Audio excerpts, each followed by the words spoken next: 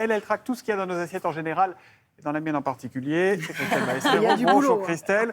Ce matin, vous attaquez à nos bols de céréales. Les enfants, je sens que vous allez partir à l'école le ventre vide. Oui, il va peut-être falloir changer d'option pour... Qui mange des céréales le matin au petit déjeuner? Moi, j'en ai mangé toute mon enfance. Toutes, ouais, Ouais. un peu comme moi. Ouais. En fait, l'idée, c'est qu'effectivement, les céréales, ça plaît énormément aux Français. On consomme environ 2 kilos par an et par habitant. C'est moins que les Britanniques, qui sont à 3 fois plus chaque année par habitant.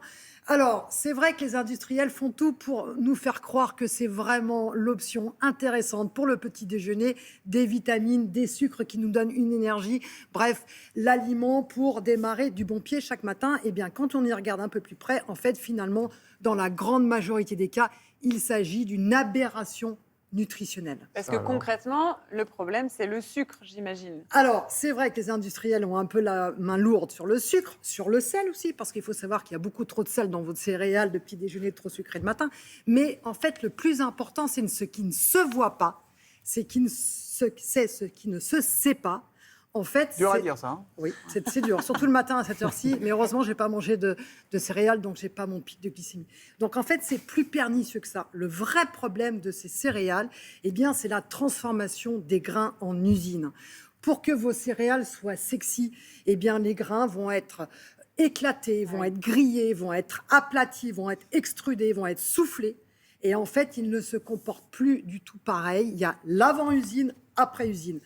Quand les grains ne sont pas transformés, eh bien le sucre qui est dans ces grains, ce qu'on appelle l'amidon, va se diffuser tranquillement dans votre sang à une vitesse à peu près correcte, qui fait que vous avez de l'énergie pour le reste de la matinée. En revanche, quand ces grains ont été complètement relookés en usine, eh bien là, c'est plus du tout la même chose.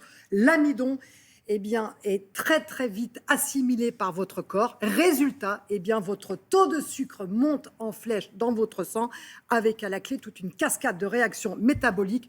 Et on sait maintenant que la consommation régulière de ce type de produit à index glycémique très élevé augmente le risque de maladies cardiovasculaires, de diabète, d'obésité et même de cancer. Et le problème, c'est que c'est ce qu'on donne régulièrement, voire tous les jours, à nos enfants dans leurs assiettes. Bon, ok. Quelles sont les céréales du petit déjeuner les moins recommandables? Oui. On va mettre des paquets à la poubelle, Allez. alors allons-y. Eh ben On va oui. voir si mes parents ont mal travaillé. Alors, pendant eh mon bien, enfance. les pétales de maïs sucré, c'est une catastrophe. Les billes... C'est quoi les pétales de... C'est les cornflakes? Voilà, c'est à peu près les cornflakes. Vous avez aussi les billes de miel et vous avez le riz soufflé Tout ce que j'ai sucré. mangé. En fait, vous les reconnaissez. Les miel pops? Ce Miel sont, pops, ouais, miel voilà, pops, c'est Max. en général des produits qui sont réservés à nos enfants. Et je me suis baladée dans les supermarchés avec ma petite loupe pour comprendre ce qui se passait exactement et la liste des ingrédients, parce que vraiment, à mon âge, maintenant, il faut la loupe.